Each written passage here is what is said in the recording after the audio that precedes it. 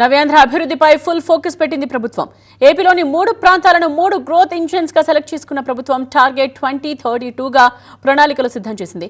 ఇందుకే ప్రభుత్వం ముందున్న లక్ష్యాలేంటి, దానికి అనుసరిస్తున్న త్రిముఖ వ్యూహం ఏంటి, అందుకు సారథులెవరు?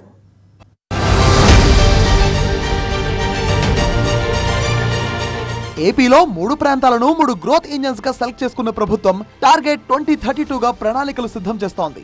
విశాఖ ఎకనామిక్ రీజియన్ సీఈఓగా ఎన్ యువరాజ్ ను నియమించింది ప్రభుత్వం. 2032 టార్గెట్ గా విశాఖను 125 నుంచి 135 బిలియన్ ఆర్థిక వ్యవస్థగా మార్చే లక్ష్యంతో మొత్తం 49 ప్రాజెక్టులను చేపడుతోంది. ఇందులో industrial, manufacture hub, IT, AI data centre hub వంటివి ఉన్నాయి. అలాగే వ్యవసాయం, ఫుడ్ ప్రాసెసింగ్, టూరిజం అభివృద్ధి, హెల్త్ కేర్ హబ్, పట్టణాభివృద్ధి, హౌసింగ్, మౌలిక సదుపాయాలు, సస్టైనబిలిటీ వంటివి ఉంటాయి.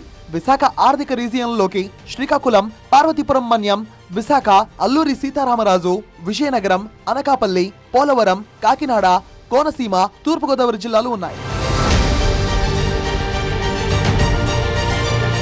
అమరావతి ఎకనామిక్ రీజియన్ ను 9 జిల్లాలతో ఏర్పాటు చేశారు. ఎన్టీఆర్, కృష్ణా, ఏలూరు, గుంటూరు, పశ్చిమ గోదావరి, ప్రకాశం, పల్నాడు, బాపట్ల, మార్కాపురం జిల్లాలు ఈ పరిధిలోకి వస్తాయి. సుమారు 44,962 చదరపు కిలోమీటర్ల విస్తీర్ణంలో విస్తరించిన ఈ ప్రాంతం రాష్ట్ర జీడీపీలో సుమారు 35% వాటాను కలిగి ఉందని ప్రభుత్వం చెప్తోంది. క్వాంటమ్ వ్యాలీతో పాటు పారిశ్రామిక రంగం, సేవా రంగం, వ్యవసాయ రంగం అభివృద్ధికి ఈ ప్రాంతం కీలకంగా మారుతుందని ప్రభుత్వం భావిస్తోంది. అమరావతి ఎకనామిక్ రీజియన్ సీఈఓగా పురపాలక, పట్టణాభివృద్ధి శాఖ ముఖ్య కార్యదర్శిగా ఎస్ సురేష్ కుమార్ నియమించింది.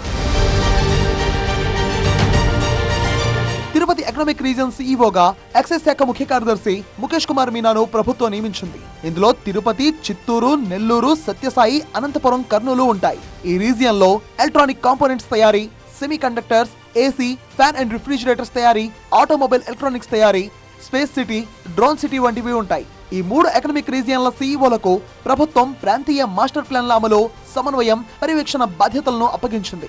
ఈ చర్యలతో రాష్ట్రంలోని అన్ని ప్రాంతాల ఆర్థిక ప్రగతి, మౌలిక సదుపాయాల అభివృద్ధి, నూతన పెట్టుబడుల ప్రవాహం పెరిగి 2047 నాటికి రాష్ట్రం స్వర్ణాంధ్రప్రదేశ్ గా ఎదగడం సాధ్యమయ్యే దిశగా ప్రభుత్వం కృషి చేస్తోంది.